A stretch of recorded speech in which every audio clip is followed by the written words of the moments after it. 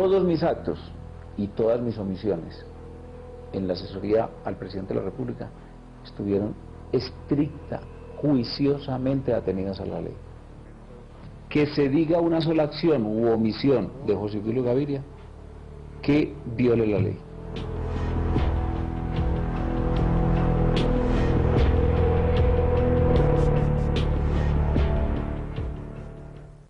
Nacido en la ciudad colombiana de Medellín de comienzos de la década de los 50, José Obdulio Gaviria se inició en la política como activista de grupos marxistas de línea maoísta que predicaban y practicaban la combinación de la lucha política y la insurgencia armada.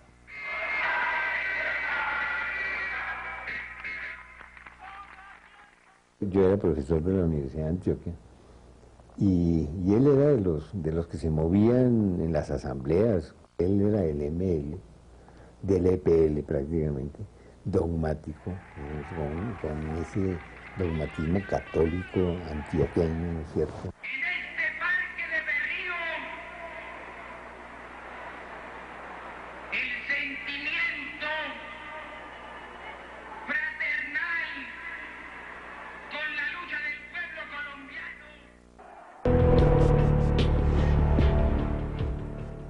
Las agitadas jornadas estudiantiles de comienzos de los 70 en Medellín corrían paralelas a la germinación de uno de los fenómenos que cambiarían para siempre la historia de la ciudad y de Colombia, el surgimiento del cartel de Medellín.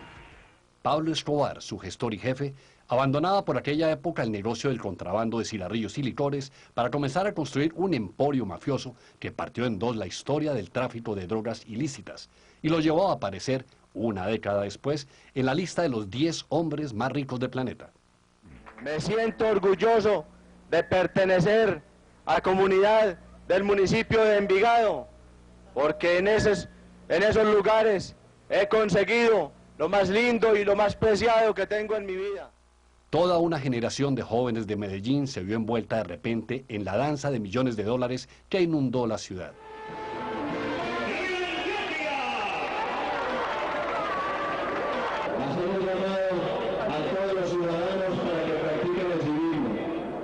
Escobar poco a poco se fue convirtiendo en poderoso señor que compraba a políticos, jueces, empresarios y policías, mientras se rodeaba de formidables ejércitos privados y aparecía como el gran benefactor de los pobres en los cinturones de miseria de la ciudad. José Obdulio Gaviria fue parte de una generación que hizo paso por la universidad pública y que en medio del ascenso del narcotráfico y también del paramilitarismo se fue trasladando de posiciones de izquierda o posiciones de radicalismo a el extremo opuesto, al extremo de la derecha y de la ultraderecha. El accidentado tránsito de José Obdulio por los caminos de la política, que muy pronto lo condujeron al entorno del entonces dirigente regional Álvaro Uribe, no significó, sin embargo, que rompiera sus lazos con el cercano pariente y el gran capo del cartel de Medellín.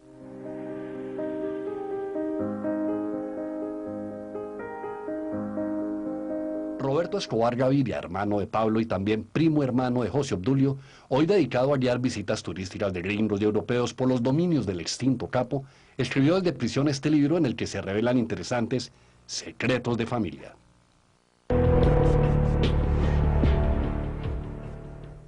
Yo estaba preso en la cárcel de Itagüí y compartía el mismo patio con los líderes de la guerrilla Francisco Galán y Felipe Torres.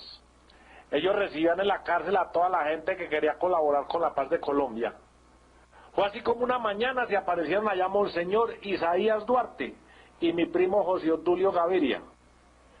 Desde mi celda yo les envié algunos pasabocas y bebidas para hacerle más amable la reunión.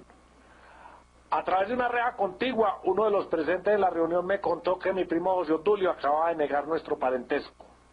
Según mi informante, alguien le había dicho a José Obdulio que al lado estaba Roberto, su primo, que pasara a saludarlo. José Obdulio le dijo a todos los presentes que no tenía ningún familiar llamado Roberto Escobar. Enterado yo del asunto, esperé a que terminara la reunión de paz y cuando salían asomé la cabeza para gritarle a mi primo: ¿oíste, José Obdulio? Cuando subías a la catedral a que mi hermano te diera plata hicieras primo, pero ya no. Él solía visitarnos en la catedral y Pablo le regalaba 10, 15 milloncitos de pesos para sus gastos personales y de político en Medellín. Son los primeros años de la década de los 90 y mientras en la llamada cárcel de la catedral, Pablo Escobar se da vida de millonario, atendiendo a amigos y parientes, el jefe político de José Obdulio, Álvaro Uribe, se desempeña como senador y prepara el camino para ser gobernador de Antioquia, lo cual logra en 1995, época en que se despejan los caminos del exmaoísta radical que unos años atrás incitaba a la rebelión armada. Se construye una carrera política, se abre a un escenario institucional, no por ser José Obdulio Gaviria, el primo de Pablo Escobar Gaviria, no, se hace una carrera ante la sociedad colombiana y llega a las altas cumbres del poder por ser el perro fiel de Álvaro Uribe Vélez. Fidelidad que se consolidó durante el polémico periodo de Uribe como gobernador de Antioquia, marcado por la creación de las denominadas Convivir, agrupaciones de civiles armados, semillas de grupos paramilitares que desde su creación usaron métodos como la interceptación de llamadas y la ejecución de falsos positivos.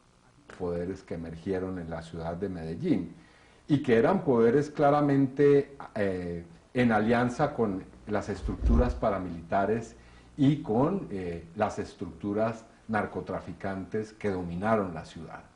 Allí aparecen figuras como Diego Fernando Murillo Bejarano, alias Don Berna, como los hermanos Gallón Henao, que eran un clan terrateniente y narcotraficante aliado de los hermanos Uribe Vélez. El propio clan de los Uribe Vélez, el clan de la familia Cifuentes Villa, el clan de los hermanos Ochoa. Todos esos sectores dominaron en un momento a Medellín y a su, digamos, entorno político y social y se convirtieron en los nuevos referentes de toda la vida de la ciudad y también del departamento de Antioquia.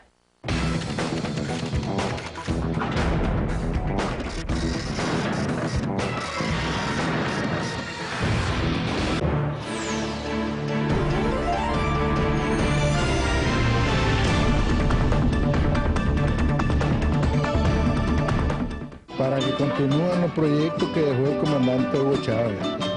Y para Nicaragua son importantes también porque esto viene a consolidar más y a fortalecer esta relación que hay entre el Grupo ALBA, ¿verdad?, y los demás países latinoamericanos. Bolívar también volvió a liberar a su pueblo.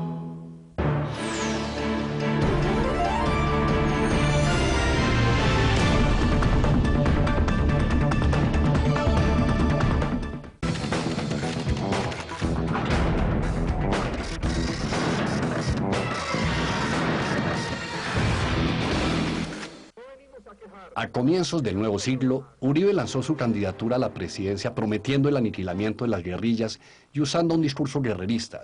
¡Vista al frente! ¡A discreción! Uribe ganó las elecciones y en agosto de 2002 tomó posesión como nuevo mandatario de Colombia, con lo cual Gaviria también hizo su ingreso a la sede presidencial. Y termina allí en la casa de Nari, trabajando con Uribe en la vecindad de su despacho y siendo, en lugar de una buena influencia para un hombre tan perverso como Uribe, se convierte en una mala influencia porque este es doblemente más perverso. No actúa como funcionario público, pero es la sombra detrás del poder. Ya instalado en la casa de Nariño, José Obdulio Gaviria se percata del inmenso poder derivado de su cercanía a Uribe, hace de la casa de Nariño un gran laboratorio de boyerismo. Hay declaraciones de personas que dirigieron el DAS y que estuvieron involucrados directamente en esto que mal se ha llamado chuzadas en Colombia, y que en realidad era un régimen completo de persecución política contra muchas personas en Colombia.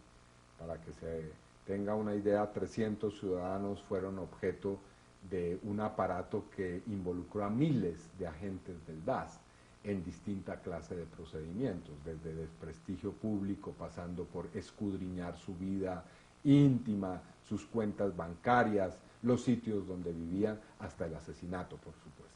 Jorge Noguera fue nombrado por Uribe como su primer director del DAS, que tuvo a su cargo la conformación de un grupo especial de espionaje a opositores.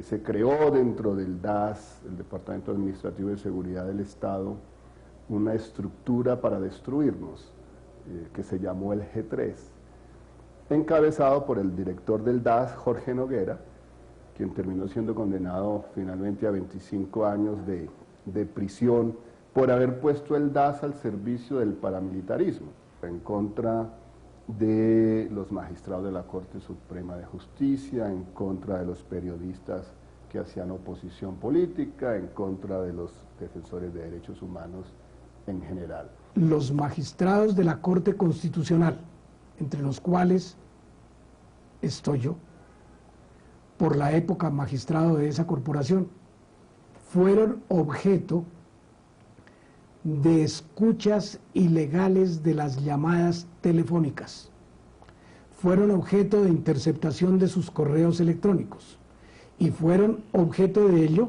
con una clasificación de carácter político en donde se establecía quiénes podrían ser enemigos. Los correos estaban interceptados y tenían aparatos especiales de voz en donde uno habla en un radio, por ejemplo, de 2 kilómetros, se identifica la voz de quien es objeto de persecución y lo identifican. Entonces, hechos que son reales los colocan como hechos que son clandestinos y como propios de organizaciones que están al margen de la ley, en este caso de la guerrilla de las FARC. Entonces, ahí es donde se ve los montajes que se hacen para desprestigiar a quienes están contrarios a la política del Estado. Que los derechos sociales a la protesta pública se tachan desde el alto ejecutivo como de movimientos subversivos y se les da ese tratamiento, como a la libertad de expresión y a la libertad de prensa no se le conculca cerrando los periódicos, pero sí de manera indirecta haciendo seguimientos y haciendo interceptaciones ilegales a las comunicaciones privadas de los periodistas y profiriendo amenazas de carácter individual a los comunicadores.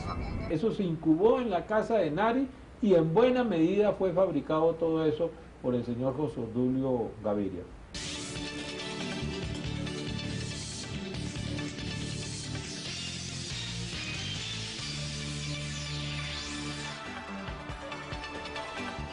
Puedo jurar que nunca tendría el menor interés en ser boyerista, en estar fisgoneando en la vida privada de nadie, ni en estarle haciendo escuchas. Ante las abrumadoras pruebas que aparecían todos los días sobre el espionaje ilegal a opositores desde la Casa de Nariño, José Obdulio Gaviria optó por la estrategia del avestruz. Él nunca vio ni oyó nada. Son las 6:02 y saludamos a esta hora de la mañana lunes a José Obdulio Gaviria, ex asesor presidencial. Doctor José Obdulio, ¿quién hizo esas grabaciones? ¿De qué grabaciones está hablando? Las grabaciones, las interceptaciones del DAS. No existen. Sí existen, las presentamos aquí. Doctor José Obdulio Gaviria, aquí el director del DAS, Felipe Muñoz, dijo, y le puedo poner ya mismo la grabación, que no le queda ni una sola duda de que sí se hicieron interceptaciones ilegales desde el DAS, desde equipos del DAS y con gente del DAS. Y él mismo descubrió lo que era el G3, que lo hacía Jorge Noguera.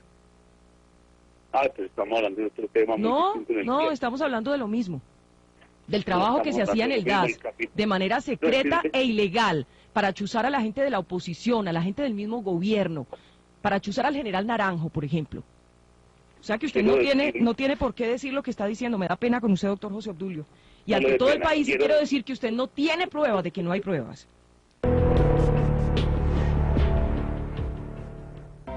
La irrupción en la vida privada de centenares de ciudadanos por parte del Estado no era, sin embargo, un mero ejercicio de espionaje destinado a satisfacer los hábitos boyeristas de la Casa de Nariño. Se pasó a lo que ellos llaman la inteligencia ofensiva, la guerra política aplicada desde el Estado. Y José Obdulio es uno de los maestros de esa inteligencia ofensiva.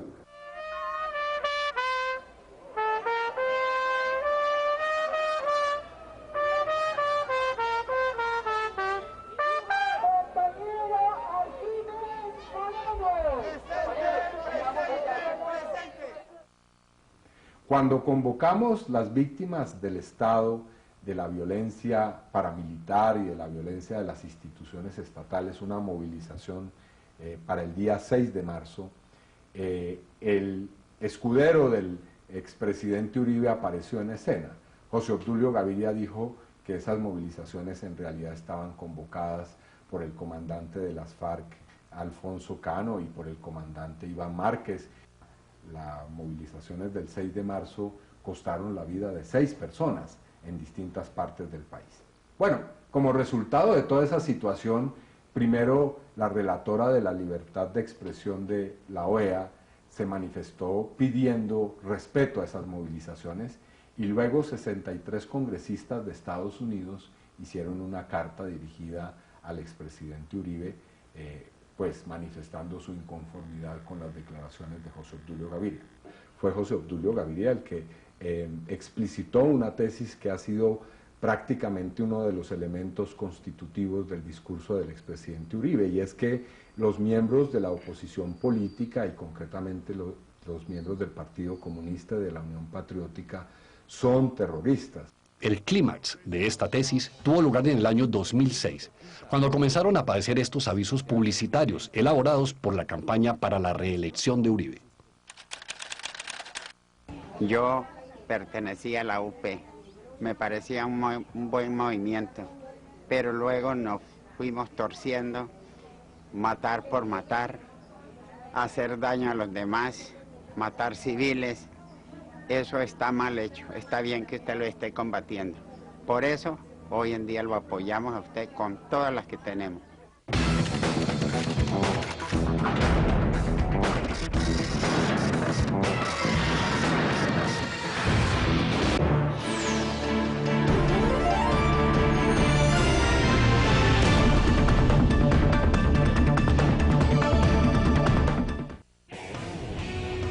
Alrededor de América Latina y el mundo, Telesur se ha dado a la tarea de construir espacios de comunicación para fortalecer y promover la integración de los pueblos, priorizando la igualdad, el respeto de los derechos humanos y la justicia social.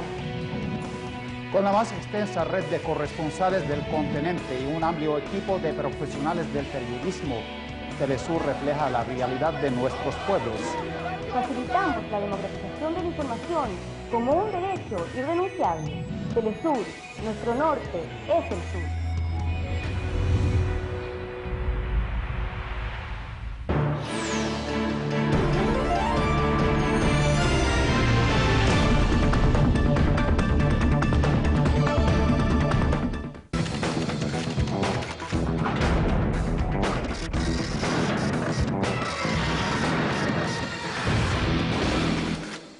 Yo le gané al expresidente Uribe en justicia una acción de tutela, una acción de amparo en la cual se vio forzado a rectificar públicamente y a pedir unas excusas, aunque las excusas... Así de calumniar y calumniar, que al final algo queda, José Obdulio Gaviria activó una formidable maquinaria mediática durante el segundo periodo presidencial de Uribe, lanzando desde columnas y programas de televisión temerarias acusaciones contra políticos, magistrados, dirigentes sindicales y periodistas.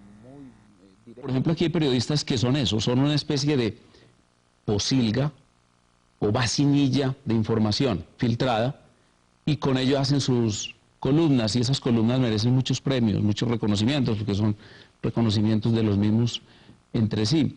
José Obdulio Gaviria no es un hombre que brille por una doctrina o por haber estructurado un pensamiento, sino más bien por unas campañas de propaganda supremamente sucias contra los opositores. Toda la oposición política, toda la intelectualidad que criticaba al gobierno, todos los defensores de derechos humanos, todos éramos parte de las FARC. El territorio de Colombia, sin embargo, se quedó pequeño para la cruzada antiterrorista de José Obdulio Gaviria, cuya mirada se dirigió a Venezuela, ávida de presenciar el caos y la desestabilización al otro lado de la extensa frontera entre los dos países. Acordemos de todo su papel frente al tema de la revolución bolivariana. Él tuvo mucho que ver en todas esas provocaciones en la frontera, todas esas acciones del DAS con los paramilitares, todos esos intentos de desestabilización.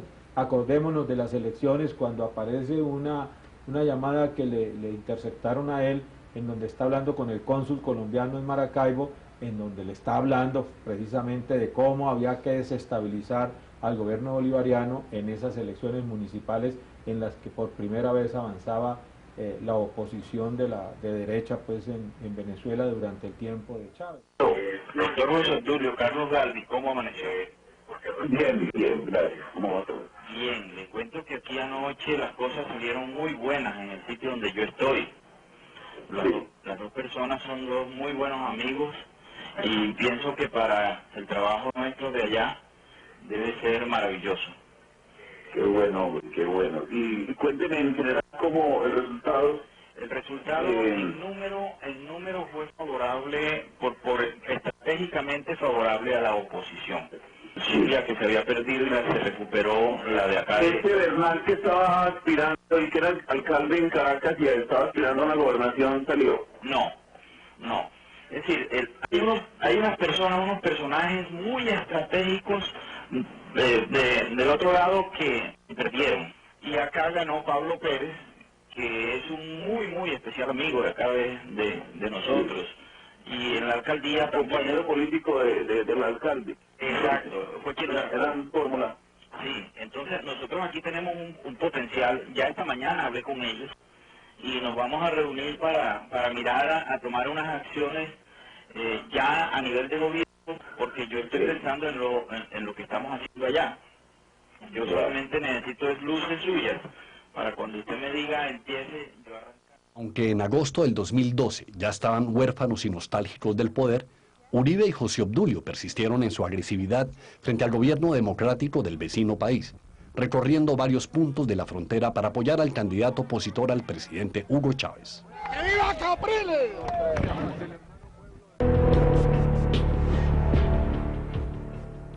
8 años de persecución política, atropellos e ilegalidades cometidos desde el poder dejaron una larga estela de pleitos penales, investigaciones judiciales, cárcel y exilio para los integrantes del círculo más cercano a Álvaro Uribe, entre quienes sobresalen el exdirector del DAS, Jorge Noguera, condenado a 25 años de prisión. María del Pilar Hurtado, también exdirectora del DAS, investigada por las interceptaciones ilegales, prófuga de la justicia, refugiada en Panamá. Luis Carlos Restrepo, excomisionado de paz, con orden de captura expedida por la Fiscalía, también prófugo de la justicia. Bernardo Moreno, exsecretario general de la Presidencia, investigado por la Corte Suprema por las chuzadas. El exjefe de seguridad del Palacio Presidencial, general Mauricio Santoyo, preso en Estados Unidos por vínculos con paramilitares y narcos.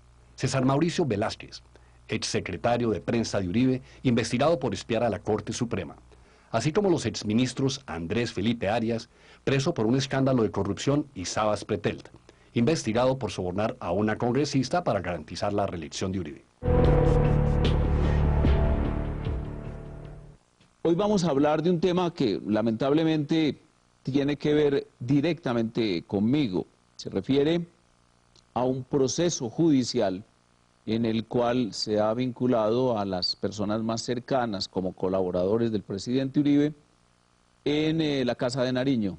Yo creo que José Obdulio Gaviria debe conseguir un buen pool de abogados competentes, porque yo lo he dicho en otras oportunidades, los va a necesitar. Son muchos los cabos sueltos que hay en su historia personal y en su relación con el expresidente Uribe, y sin lugar a dudas está involucrado en lo que yo he llamado la cadena criminal, que ha sido la constante de la historia de los gobiernos desde la presidencia de Uribe, pero también que tiene una historia desde la gobernación de Antioquia. La posibilidad de que José Obdulio Gaviria pase de los estrados judiciales a la cárcel se ha acentuado tras su despido de las páginas editoriales del diario de mayor circulación en Colombia, donde publicó el 18 de septiembre una columna con información falsa para sabotear los diálogos de paz entre el gobierno del presidente Santos y las FARC. La columna presenta la información diciendo que es en La Habana donde se negocia este secuestro entre ni más ni menos que el alto comisionado para la paz, Sergio Jaramillo, y uno de los comandantes de la guerrilla de las FARC. se descubre en los medios de comunicación que no hay tal secuestro de las FARC, es un secuestro que ha practicado la delincuencia común, y que el padre del muchacho que ha sido secuestrado señala claramente sus circunstancias y cómo se ha pagado el rescate por este muchacho, y por supuesto queda al desnudo que allí hay un montaje. Si esas investigaciones sobre chuzadas y sobre otras porquerías que se hicieron durante el gobierno de Uribe avanzan, ¿no es cierto?, José Obdulio va a terminar implicado, ¿no? Porque esas chuzadas no se hicieron solas, esas chuzadas tienen una inteligencia detrás. Hoy los que están en prisión son ellos, y nosotros seguimos reclamando que José Obdulio Gaviria rinda cuentas ante la justicia colombiana. Él tiene unos procesos en indagación en la Fiscalía General de la Nación, y seguimos reclamando que se le procese formalmente, que se le imputen cargos de responsabilidad penal. Aún no lo logramos, pero es evidente, las pruebas existen, que él tuvo una gran responsabilidad, y eso se tiene que traducir en una sanción penal. Si no se hace en Colombia, lo hemos dicho, acudiremos ante la Corte Penal Internacional en La Haya para buscar que alguna vez se sancione a los determinadores de esa persecución. Y por supuesto todo aquel que no coincidiera con él inmediatamente era tachado de terrorista. Es un Montesinos de la política. Su papel es el de servirle a Uribe, difamando a la oposición, difamando, tiene una cobardía de sacristán, difamando a cualquiera que creo y da frente pero con trinchera. Y la difamación vino acompañada de qué? Vino acompañada de asesinatos, vino acompañada de amenazas de muerte, vino acompañada de la sombra detrás del poder.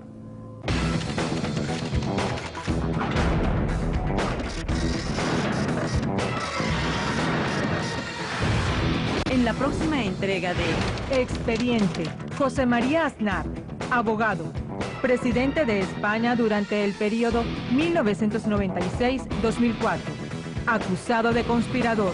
Permítanme la expresión si le digo que hacer negocio es hacer país. Telesur revela en este expediente a José María Aznar como sucesor del exministro franquista Manuel Fraga, un recorrido por su periodo en la presidencia del gobierno español y cómo influyó la injerencia de Estados Unidos en la política interior y exterior de la península ibérica durante el mandato de este personaje. Yo creo que los contactos de Aznar con Bush y con el lobby cubano de Miami y en contra de la revolución bolivariana de Venezuela son evidentes. Es decir, la propia posición de Aznar durante el golpe de Estado que derrocó durante unas horas a Hugo Chávez fue clara, ¿no? El silencio y la complicidad del gobierno español de aquella época, del gobierno de José María Aznar, fue muy claro, ¿no? En total estreno, Expediente, José María Aznar, martes, solo por Telesur.